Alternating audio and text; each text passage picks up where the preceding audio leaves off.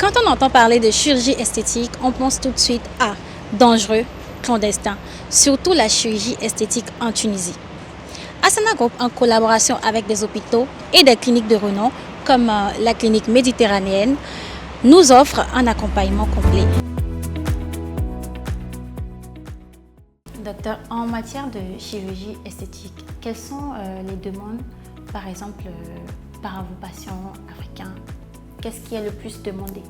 Alors, la demande, elle est essentiellement féminine, mais on parle d'esthétique pure, hein. Alors, les demandes que j'ai par rapport aux africaines, si on va du haut vers le bas, il y a pas mal d'Africaines qui aiment bien avoir ce qu'on appelle, nous, la rhinoplastie ethnique. C'est-à-dire avoir un nez un petit peu moins impacté, un peu européen, quoi, avec plus de projection, une pointe plus fine. Ça, il y a de la demande, hein, et c'est une rhinoplastie qui est très différente de la rhinoplastie des européennes, par exemple. On descend un petit peu les seins. Les seins, chez l'africaine, les seins sont... Il n'y a pas la culture du soutien. Donc souvent, on a des gros seins qui sont un petit peu relâchés. Donc l'opération, c'est de réduire un petit peu le volume et de les redresser. Après, il y a la liposuction, la sculpture de la silhouette, l'abdominoplastie. L'abdominoplastie, c'est la chirurgie de l'abdomen, le ventre. Donc on l'aspire, la femme qui a perdu beaucoup de kilos ou la femme qui a enfanté, elle a un ventre qui se relâche. Donc on peut le rendre tout à fait plat. Et en bas, liposuction. Il y a aussi tout ce qui est lifting des cuisses, et voilà. Quand on prend l'exemple de la rhinoplastie, par exemple, est-ce que la rhinoplastie peut permettre, par exemple, d'améliorer la respiration? Alors ça, c'est la septoplastie. Ça, c'est la cloison qui divise le nez en deux. Des fois, la cloison est un petit peu tordue, déviée. Elle gêne effectivement la respiration. Ça n'a rien à voir avec la chirurgie esthétique, mais on peut faire les deux opérations en même temps, simultanément. Si c'est que la cloison, l'ORL peut faire cette chirurgie-là. Et pour la rhinoplastie, est-ce qu'il y a une tranche d'âge? Oui, tranche dans le sens de début. On attend la fin de la croissance à partir de 18 ans, je dirais, pour la faire, mais on peut la faire à 70 ans. Hein. Il n'y a pas de... Bon, c'est sûr que la demande est plus rare à un âge avancé, mais il faut attendre la fin de la croissance. Et après l'opération, combien de temps peut-on prendre pour récupérer pour la rhinoplastie? Pour la rhinoplastie, bon, ben, on met des mèches, on met des attelles, je dirais 10 jours. Mais le nez est cassé. Alors le nez est cassé, donc pas de jeu de main, jeu de vilain, pas de contact, parce que le nez est cassé, et il lui faut 1 mois à peu près pour consolider complètement. Et est-ce que ça laisse des traces visibles sur le visage? Alors ça dépend des chirurgiens. Si vous voulez que je vous parle de ma pratique, moi, je passe dans les trous du nez et je laisse aucune cicatrice. Il y en a qui ouvrent par en bas, pas moi. On peut vous faire confiance à 100%. Ah, je serais un petit peu prétentieux pour vous dire oui, faites-moi confiance. Si on prend la rhinoplastie par exemple, et combien de temps pour le séjour nécessaire pour l'opération? Alors en général, les gens qui viennent de l'étranger, si tout est ficelé sur le net, on peut venir la veille de l'opération. Il faut faire un bilan, on peut le faire chez soi, on peut le faire ici. Hein. Peut-être il vaut mieux le faire là-bas parce que des fois il y a des résultats qui contre-indiquent l'opération. Donc pourquoi venir et après on est anémique, on ne peut pas se faire opérer. Donc il vaut mieux le faire chez soi. Si tout va bien, on peut même venir la veille. Le chirurgien il voit la patiente la veille et le lendemain il opère. Par exemple pour la rhinoplastie, un minimum de 6 jours, je dirais. Moi, par exemple, j'ai envie de faire une augmentation mammaire. Est-ce que vous pensez que mon corps pourrait l'accepter? Ah, le corps, il l'accepte. Maintenant, la question, est-ce que c'est justifié? Alors le justificatif, il vient de la patiente elle-même.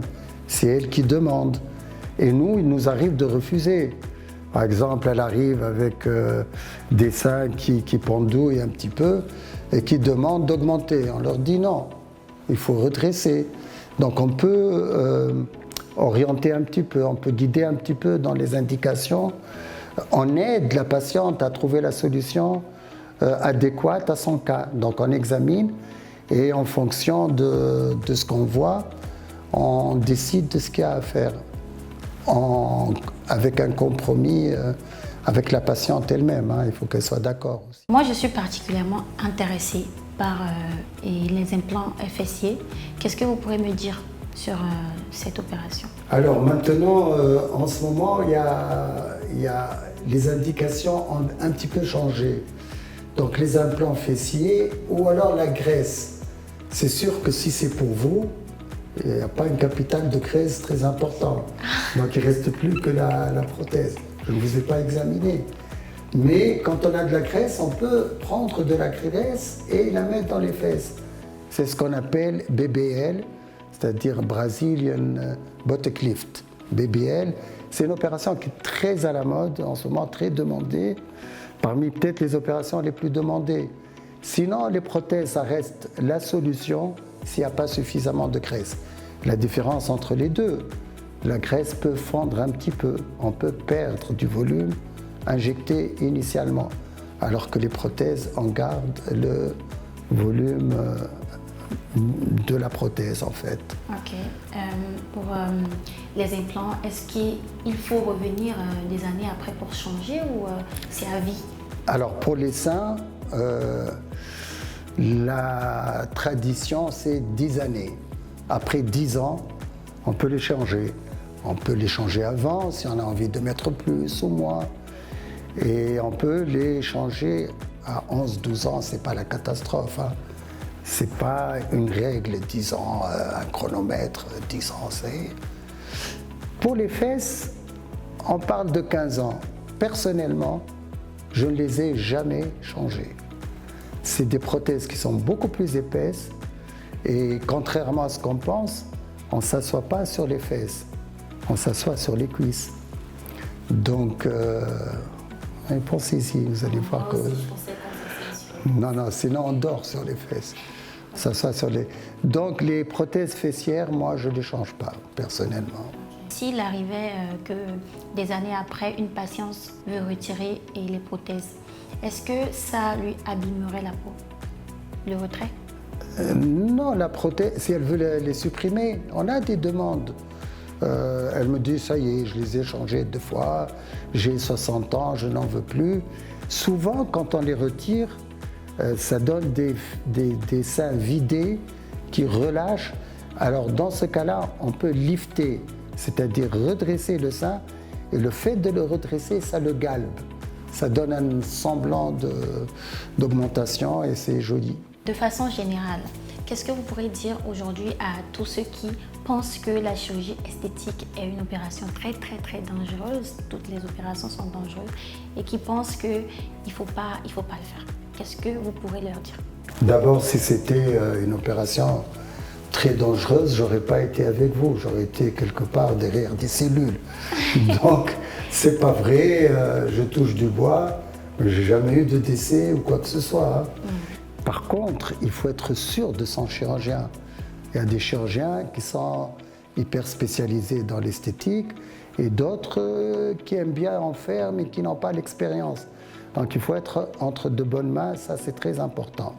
Ensuite, être dangereuse quand elle est faite sur des gens qui physiquement ne sont pas bien, ont des problèmes de cœur, de poumons, de reins. Donc c'est pour ça que cette opération-là, elle est encadrée par des médecins anesthésistes, réanimateurs très compétents, qui ne prennent pas de risques s'il y a le moindre risque justement.